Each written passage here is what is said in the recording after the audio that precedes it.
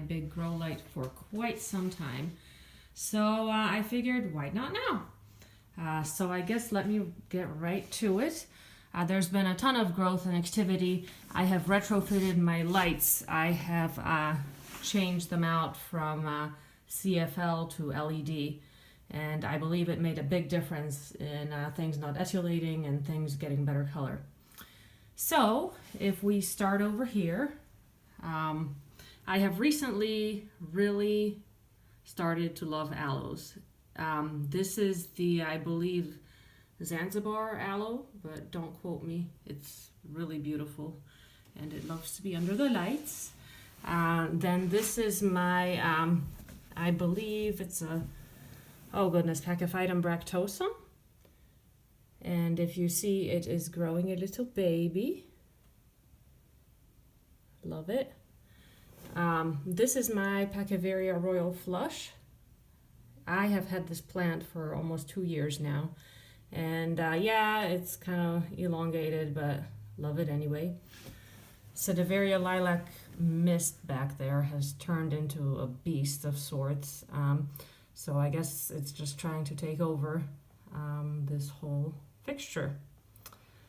Behind it, I believe this is like a Echeveria ruby slippers, or but this one's doing very well too.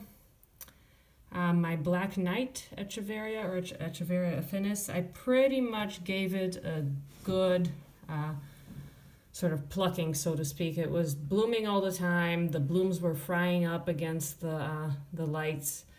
And what I did was I ripped off all of the outside leaves, the bottom leaves, which looked kind of gnarly. And I'm going to see what it does from here on, this little rosette. So that's my Black Knight. Here is my Lilacina, looking pretty and healthy.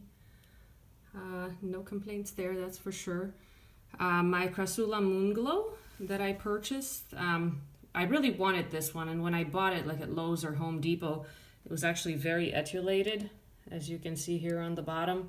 But I did not behead it, I just kind of stuck it under the grow lights, and it's been growing very nicely since. I figure I can behead it and reset it at any time. Over here is my little Echeveria powder puff. It's been doing so well. I got it from my friend Agata from a little beheading, and it was kind of, I gave it water therapy and it took forever, but it's looking great. And then here is my mystery sedum. I thought it was a Vera Higgins for the longest time, but this is one of the first succulents I ever got in my new house, again, from my friend Agata. She gave it to me. It was a tiny, tiny, tiny little baby from her big old succulent. So that's loving it. Behind here is the Echeveria agavoides, what I think now is ebony, that I purchased for $5, that is rare in my area, that I made a video on because it had some weird spots and damage. So I cut off the affected leaves here, as you can see, and it's doing really well. It has new growth, and the coloring is okay, but I do think now that it's an ebony, not a lipstick. Right behind it here is the Kalanchoe Humilis Desert Surprise. This one I've had for a while too. It's doing very well. Did not bloom this year, but you never know with these guys. And the reason you never know, here's an excellent example of why you never know. Here is my Echeveria Cubic Frost. Before I put it under the right lighting, it had become really etiolated.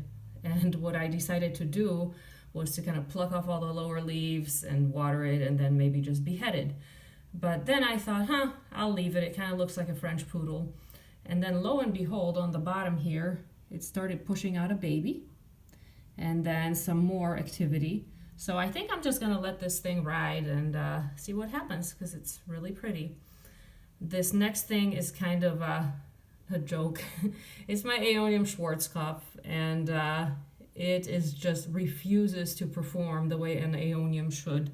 It should have really long, right now it should be going back into dormancy, but it should have like really long leaves. It does not. It just kind of grows like so, doesn't do much. My friend has the exact same one that we bought on the same day, and hers is just outrageously beautiful, and mine just does what it does. So I don't know, but it's here.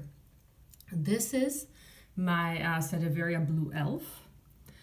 This guy had a beautiful bloom a couple months ago that had dried out, and I cut it off.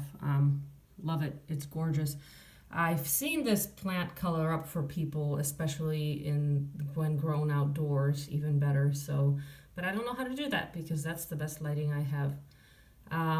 This is some sort of lime gold sedum, extremely slow grower, and I thought maybe the light was too much for it. It started getting some weird markings. So I don't know. It's just doing its thing. No further comments. This is my Andromiscus, potentially Andromiscus caperii. Really like it. It has new leaves coming out. It's got little spots. What's not to like? Love it. I do not know what this next plant is. I thought it was maybe like a Sedaveria blue mist. Honestly don't know. I reset it once. It etiolated, but then when I got this light, it stopped etiolating, so I plucked the lower leaves and just left it like that, and it really looks really cute. And here's my Graptoveria opalina that was struggling and etiolating and was beheaded, and I gave it the same treatment, so now it almost looks like one of those Korean succulents on a long stem. So, but I think it's gonna do well. Here is my cocoon plant, the Senecio haworthii.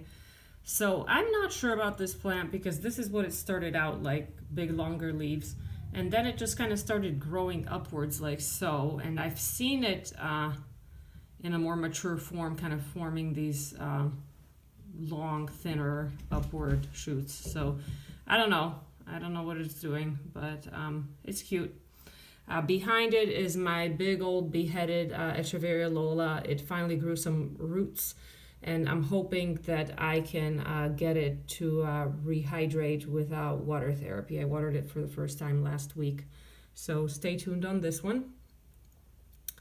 We already went over this. So this is my Graptopetalum pentandrum murasaki. One of my older plants, and I love it a lot. It's got one bloom spike forming over here, and I believe it has another bloom spike forming over here. Really great plant, one of my favorites. Here is my Kalanchoe aurora borealis that got beheaded. The heads have rooted and they're pushing out new growth, and even some babies on the leaf edges, which they're so small you can't see. There's some little plantlets down here that are growing. So these just look beautiful. Right now, some of their variegation is not showing, but they are quite variegated, and you'll see that when they grow out more.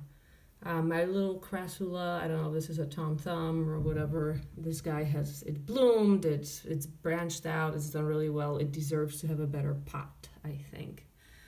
Over here are my Crassula red pagoda babies. These kind of grow in a stacking shape, and they're too small to show that, and I do hope they color up more, so time will tell. My Graptopetalum pentandrum superbum, it's doing very well. I don't know if there's a bloom spike coming. Trying to get in there. I am not good at filming, but there's like something over here, and then there's another something over here, so who knows. If it does, bonus, wonderful. Right over here is Cotyledon bear paws, looking beautiful. I think it is the most adorable thing ever with the little bear paws. Everybody thinks little bear paws are adorable. I mean, what's better than that? Here